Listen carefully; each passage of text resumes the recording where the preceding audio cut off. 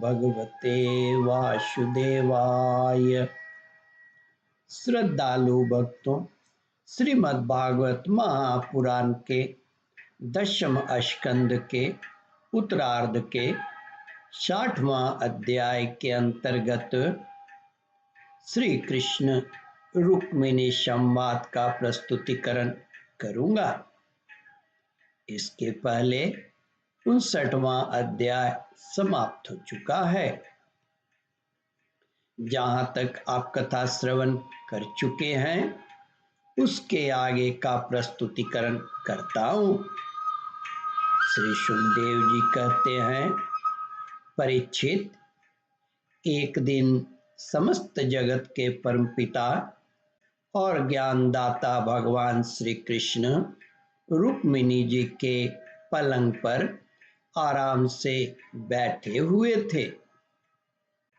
विष्मक नंदिनी श्री रुक्मिणी जी सखियों के साथ अपने पति देव की सेवा कर रही थी। उन्हें पंखा जल रही थी।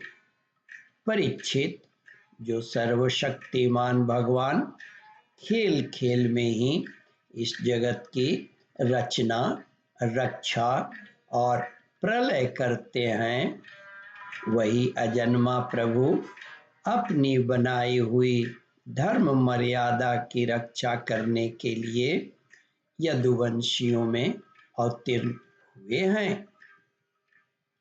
रुक्मिणी जी का महल बड़ा ही सुंदर था।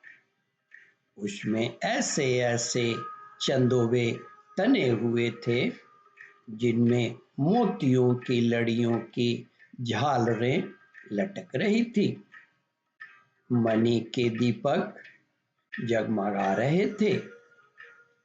बेला चमेली के फूल और हार मह मह महक रहे थे।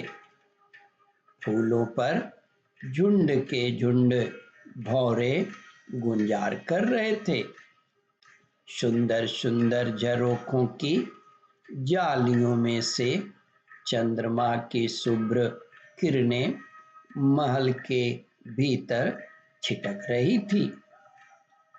उद्यान में पारिजात के उपवन की सुगंध लेकर मंद मंद शीतल वायु चल रही थी।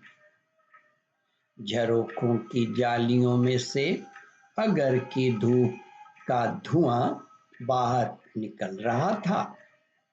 ऐसे महल में दूध के फेन के समान कोमल और उज्जवल बिछौने से युक्त सुंदर पलंग पर भगवान श्री कृष्ण बड़े आनंद से विराजमान थे और रुक्मिणी जी त्रिलोकी के स्वामी को पति रूप में प्राप्त करके उनकी सेवा कर रही थी। रुक्मिणी जी ने अपनी सखी के हाथ से वह चंवर ले लिया जिसमें रत्नों की डंडी लगी थी और परम रूपवती लक्ष्मी रूपिणी देवी रुक्मिणी जी उसे डुला डुला कर भगवान की सेवा करने लगी। उनके कर कमलों में जड़ाऊ अंगूठियां, कंगन और चंवर शोभा पा रहे थे। चरणों में मणि जटित पायजेब रुंझुन कर रहे थे। आंचल के नीचे छिपे हुए स्तनों की केसर की लालिमा से हार लाल लाल जान पड़ता था और चमक रहा था। नितंब भाग में बहुमूल्य करधनी की लड़ियां लटक रही थी। इस प्रकार वे भगवान के पास ही रहकर उनकी सेवा में संलग्न थी। रुक्मिणी जी की घुंघराली अलकें, कानों के कुंडल और गले के स्वर्णहार अत्यंत विलक्षण थे।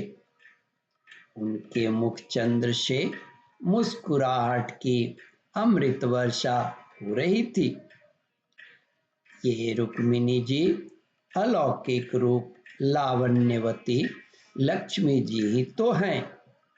उन्होंने जब देखा कि भगवान ने लीला के लिए मनुष्य का सा शरीर ग्रहण किया है, तब उन्होंने भी उनके अनुरूप रूप प्रकट कर लिया। भगवान श्री कृष्ण यह देखकर बहुत प्रसन्न हुए कि रुक्मिणी जी मेरे परायण हैं, मेरी अनन्य प्रेयसी हैं। तब उन्होंने बड़े प्रेम से मुस्कुराते हुए उनसे कहा, ओम परमात्मने नमः। श्रद्धालु भक्तों, इस कथा को ध्यान पूर्वक श्रवण मनन और इसका चिंतन करें। इस कथामृत का रसास्वादन अपने बंधु बांधवों को भी करावे। इस वीडियो को शेयर और सब्सक्राइब करें। ओम परमात्मने नमः।